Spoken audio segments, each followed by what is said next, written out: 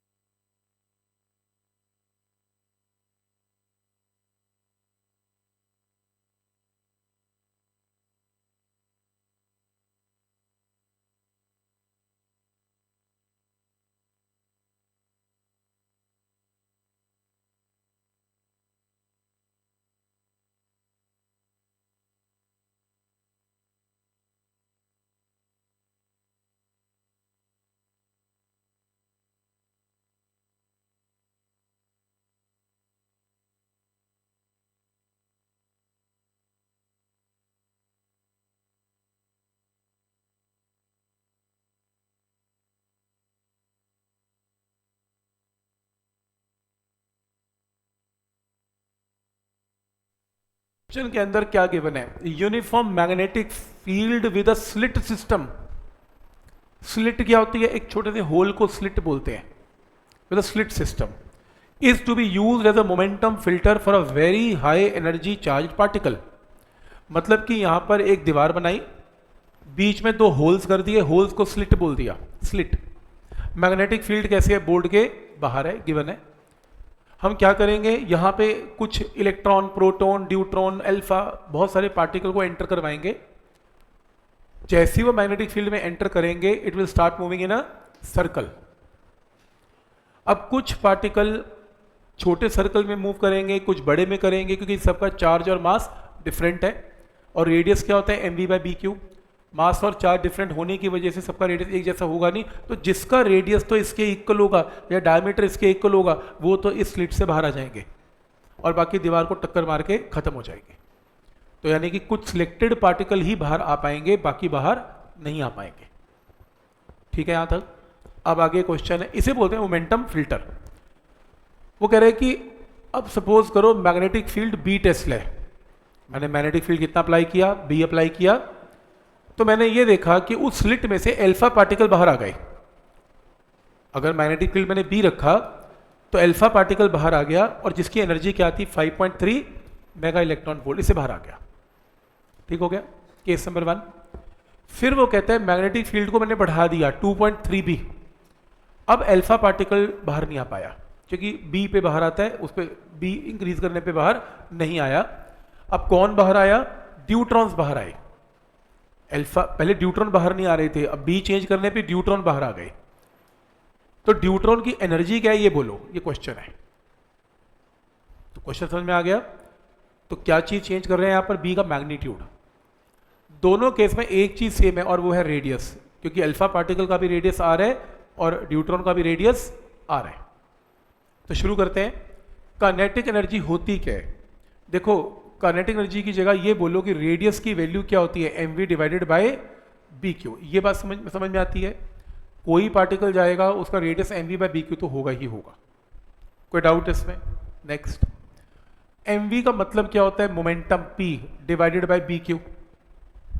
ये बात भी सही है, कोई डाउट इसमें। अच्छा नेक्स्ट है, अब P की वैल्यू यहां से मैं निकाल सकता हूं, BQ into R, cross multiply कर लिया। और काइनेटिक एनर्जी होती क्या है बोलो, P²/2m। इस P को यहां पुट करते हैं तो बोलो काइनेटिक एनर्जी क्या आएगी, B² Q² R² divided by 2m। सही। मैंने इस फॉर्म में क्यों निकाली, क्योंकि मेरे पास दो केस हैं, एक अल्फा और एक ड्यूट्रॉन। दोनों में क्या चीज चेंज हो रही है, B। तो मेरे को B तो चाहिए एनर्जी में। क्या चीज चेंज हो रही है, चार्ज, मुझे चार्ज भी चाहिए। क्या चेंज हो रहा है, मास, मास भी आ गया। तो चेक करो मेरी एनर्जी का ये एक्सप्रेशन आ गया। तो मैंने कुछ नहीं किया, मोमेंटम को यहाँ से पुट R = mv/bq, और यहाँ से मोमेंटम को निकाल लिया BQR, पुट करके एनर्जी की वैल्यू आ गई। अब मैंने दो केस बनाए, एक बार ड्यूट्रॉन के लिए, एक बार अल्फा के लिए। तो ड्यूट्रॉन की एनर्जी क्या बनेगी, मैग्नेटिक फील्ड ड्यूट्रॉन का, चार्ज ड्यूट्रॉन का, रेडियस ड्यूट्रॉन का, मास ड्यूट्रॉन का। फिर अल्फा पार्टिकल के लिए क्या बनेगी एनर्जी, बी अल्फा की, चार्ज अल्फा का, आर अल्फा का, मास अल्फा का। दोनों को डिवाइड कर लिया तो kinetic energy of deuteron and alpha particle इसके इक्वल आ गया। सॉल्व कर लिया ना, एक बार ड्यूट्रॉन के लिए, एक बार अल्फा के लिए, ये रेशियो आ गई। अब मैंने आपको याद करवाया था कि जो चार्ज है ड्यूट्रॉन का वो प्रोटॉन के इक्वल होता है, तो E आ गया। B मैग्नेटिक फील्ड ड्यूट्रॉन का 2.3 B है, रेडियस तो R है, अल्फा पार्टिकल का मास 4 टाइम्स मास ऑफ प्रोटॉन है। डिनोमिनेटर में चार्ज अल्फा का ट्वाइस चार्ज ऑफ प्रोटॉन है, मैग्नेटिक फील्ड B है अल्फा का, रेडियस तो चलो R है, और ड्यूट्रॉन का मास क्या होता है, 2 times mass of proton. Cancel cancel cancel cancel, solve करके बस ये टर्म आ गई। तो आपको kinetic energy of alpha particle question में गिवन है, सॉल्व करके क्या आ जाएगी, काइनेटिक एनर्जी ऑफ ड्यूट्रॉन आ जाएगी। आइडिया समझ में आ रहा है कि कैसे हमने एनर्जी को कैलकुलेट किया और कैसे हमने दो रेशियोज बना के अपने क्वेश्चन में एनर्जी निकाल ली। तो आइडिया क्लियर है कि क्या इसमें लॉजिक लग रहा है। इसमें फॉर्मूला वही आपका पुराना, R = mv/bq, और काइनेटिक एनर्जी ½ mv² की जगह p² / 2m। वो उसको सॉल्व करके दो केस बना के, एक बार ड्यूट्रॉन के लिए और एक बार अल्फा के लिए, दोनों को डिवाइड करके आंसर आ जाएगा। तो इसको आपने रिवाइज करना है एक बार, कैसे करना है, सब स्टेप समझ में आ रहे हैं। जैसे इस क्वेश्चन को देखें,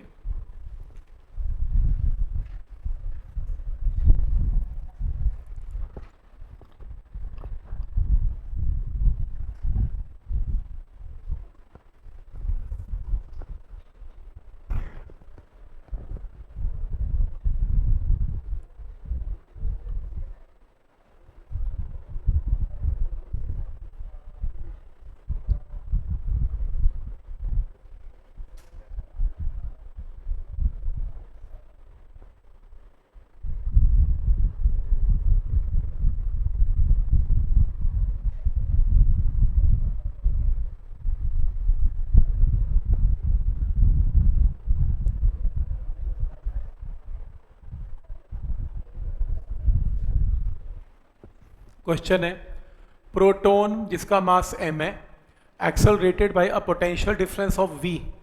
अब ये v नहीं, वेलोसिटी नहीं है, v फॉर पोटेंशियल डिफरेंस है। तो प्रोटॉन को पोटेंशियल मिला, उसको एनर्जी मिल गई। अब वो कैसे एंटर करता है, uniform transverse magnetic field. Transverse का मतलब perpendicular, it will move in a circle. The field occupies a region space of width d। तो फील्ड सिर्फ d रीजन में, और कहीं फील्ड नहीं है। तो इसका मतलब अगर प्रोटॉन यहाँ एंटर करता है जिसे मैग्नेटिक फील्ड परपेंडिकुलर है, it will move in a circle. उसके बाद कैसे चला जाएगा, टेंजेंशियली चला जाएगा। और इसकी ज्योमेट्री लास्ट टाइम ड्रॉ की थी हमने, और एक शॉर्टकट किया था कि अगर कोई भी पार्टिकल अल्फा एंगल से बाहर निकलता है तो ये सेंटर पे एंगल भी क्या बनेगा, अल्फा बनेगा। क्या याद है, यहां तक मैंने किया था। और कमाल की बात है, ट्यूसडे तक आप सबको याद हो जाएगा।